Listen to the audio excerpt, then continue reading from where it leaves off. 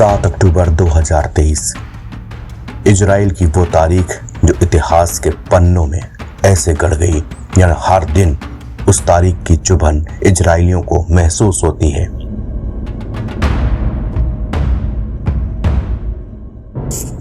Israel पर अब तक का दूसरा सबसे बड़ा भीषण हमला किया गया। पूरी दुनिया में सन्नाटा पसर गया। हमास ने अब तक का सबसे भीषण हमला इजराइल पर किया था।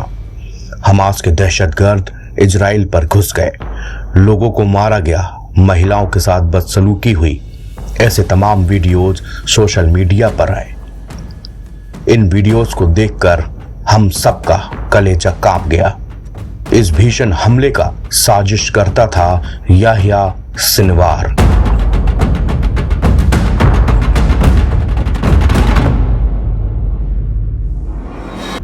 हमास चीफ याह्या सिनवार को गाजा का लादेन भी कहा जाता था, मगर गुरुवार की रात इजरायली सेना ने सिनवार को मार गिराया। इसके बाद पीएम बेंजामिन नेतन्याहू ने कहा कि अब हिसाब चुकता हुआ, मगर जंग जारी रहेगी। अब आईडीएफ की तरफ से एक नया वीडियो जारी किया गया है। इस वीडियो में बताया गया है कि आखिर कैसे याह्या सिनवार को मारा गया।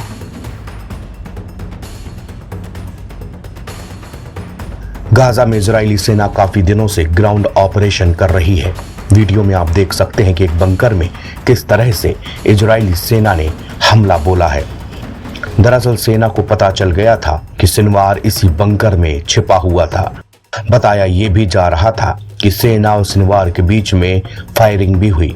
इसके बाद सेना ने पूरा बंकर ही उड़ा दिया। सिनवार की पोस्टमार्टम रिपोर्ट भी यही कहानी बयां कर रही है। इससे पहले इजराइल ने एक और वीडियो जारी किया था। इजरायली सेना ने पहले कहा था कि एक टैंक की ओर से इमारत पर गोले दागे गए, जिसके बाद सिनवार मार दिया गया। इससे पहले वो काफी घायल हो चुका था। हालांकि इजरायली सेना ने अपने सैनिकों की ओर से की गई फायरिंग के बारे में कुछ नहीं कहा।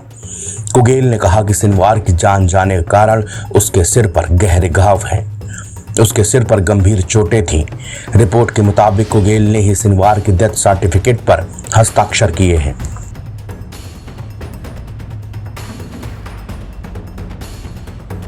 कुगेल के इस निष्कर्षों पर आईडीएफ के एक प्रवक्ता ने कहा कि याह्या सिनवार और इजरायली सेना के बीच फायरिंग हुई थी। इजरायली सेना ने टैंक का गोला दाग इस लड़ाई को हमेशा के लिए खत्म कर दिया। सेना अभी भी घटना के सभी विवरण को जानने के लिए काम कर रही है। कुगेल सिनवार के शव की जांच के कारण अपने विश्लेषण पर भरोसा जता रहे हैं। उन्होंने कहा, मैं वही बातें कह रहा हूं जो मैंने पाया है।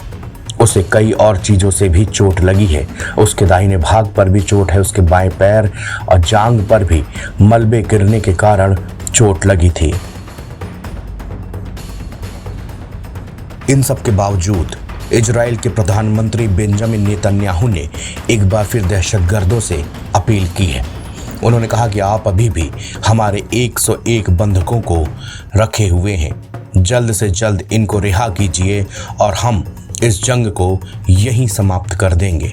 अब देखना ये होगा कि याह्या सिनवार की मौत के बाद भी क्या हमास के लड़ाके काम करते रहेंगे। क्या अभी ये जंग रुकेगी या फिर बेंजामिन नेतन्याहू को आगे अपने ऑपरेशन को जारी रखने का फिर से अल्टीमेटम दे देंगे।